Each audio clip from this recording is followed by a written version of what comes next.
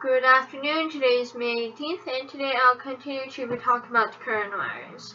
So the first piece of news that I'd like to talk about is that today we received a report about the first coronavirus vaccine to be tested in people, not just in the lab.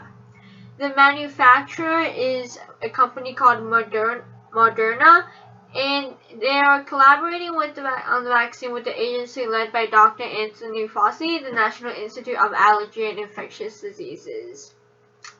So while this was just a small trial of just 8 people, the vaccine appeared to be safe and able to stimulate an immune response in a phase 1 trial. So basically, that all 8 volunteers produced at least as many virus-neutralizing antibodies as you would see in someone who recovered from Covid-19. And basically, that's the point of a vaccine, to get the body to produce these antibodies without becoming sick. And when the antibodies were tested in the lab, the antibodies stopped the virus from replicating, which is an extremely good sign. It will take longer and larger studies to determine whether this vaccine can protect people from getting the virus in real-world conditions. However, this is still a really good sign, and this has thrilled Wall Street, and so this is extremely good. And if we have more vaccines, then maybe we can definitely reopen quicker.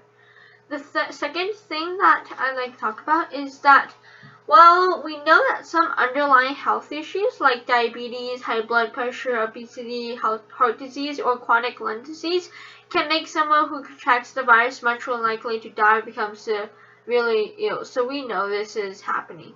However, these conditions aren't found uniformly everywhere, so they could be much more prevalent in some areas of the United States than others. For example, PolicyMap, which is a company that analyzes local health data, used CDC data to estimate the share of people in each country, and we found that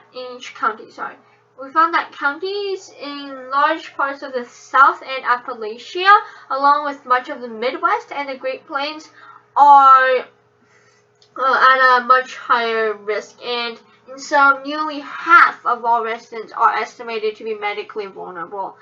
And so while these areas haven't had a significant outbreaks, and outbreaks have just mostly been happening in New York, if they do, it could be especially severe.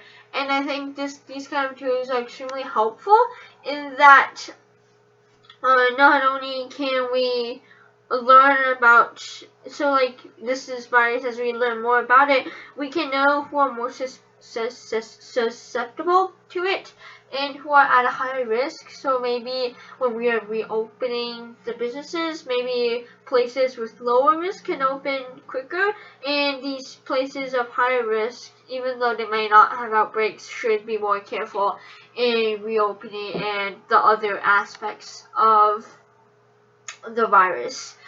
So this may also account for, for example, children with the mysterious syndrome, and reopening is schools can also be in the process. The third thing that I'd like to talk about is that Mayor Blasio said today that he expected New York City to meet the state's criteria to start reopening and begin easing restrictions by the first half of June. So the criteria that New York City needs to meet is to have a rate of new hospitalizations below 2 per 100,000 residents, and currently in New York City that's about 170 per day. They also need to have a hospital bed vacancy of at least 30%, and the city currently is close, it has a 29%. And intensive care bed vacancy of at least 30%, and currently it is not 24%. They also need to have 30 working contact tracers per 100,000 residents, and the city is hiring tracers and experts. So contact tracers, if you don't know, are people who basically call people to inform that they may have come in contact with someone that has received the virus, and basically these people are just trying to keep track of all the cases around the coronavirus. So I think like this is extremely good idea, good thing, because if New York City can be opening in the first half of June, and after all, New York City is the most dangerous place in the country and was hit the hardest by the coronavirus. So this is extremely good news, and that if New York City has begun reopening, then maybe gradually and slowly the country can get back to work, perhaps around July.